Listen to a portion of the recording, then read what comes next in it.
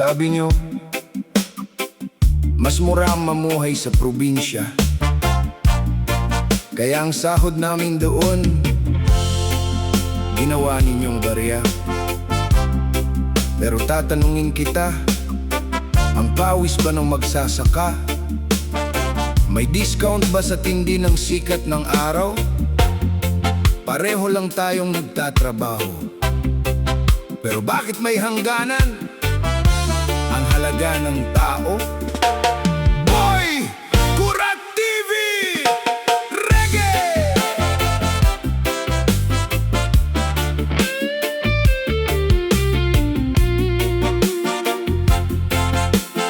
Surma mamamamamamay, sariwang hangin daw ang kapalit ng aming barya. Pero sa gabi, kumakalam pa rin ang sikmura.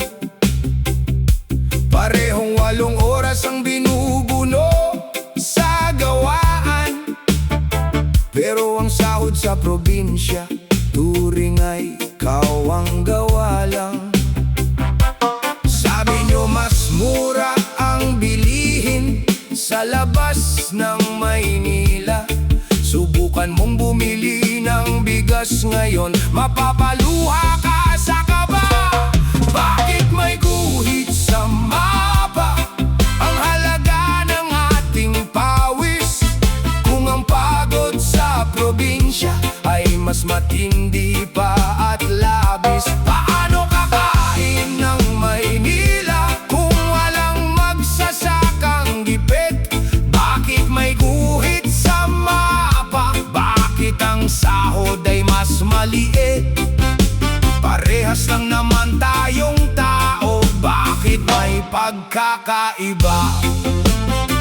Ang semento sa Maynila, hindi nyo yan makakain.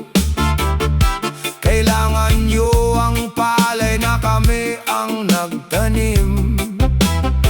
Kami ang nagbabanat ng buto sa ilalim ng ulan at putik, para may maihain kayo sa hapag na malinis.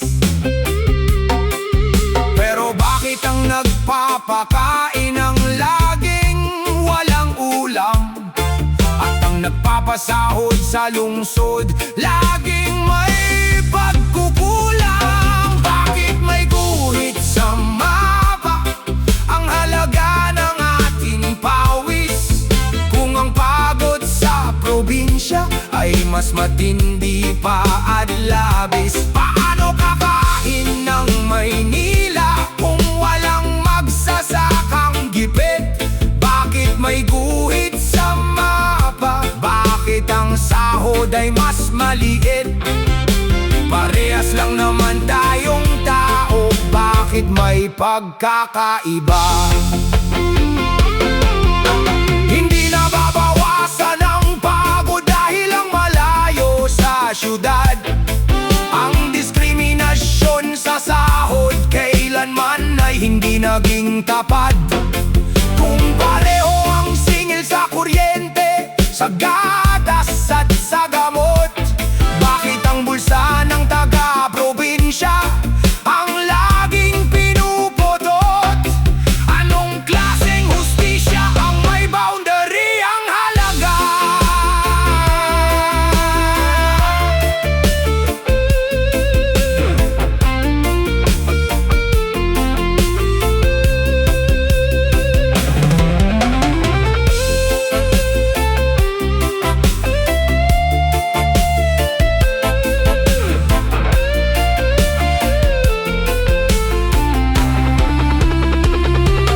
Bakit may guhit sa mapa ang halaga ng ating pawis, kung ang pagod sa probinsya ay mas matindi pa at labis? Paano kakain ng Maynila kung walang magsasakang gipit?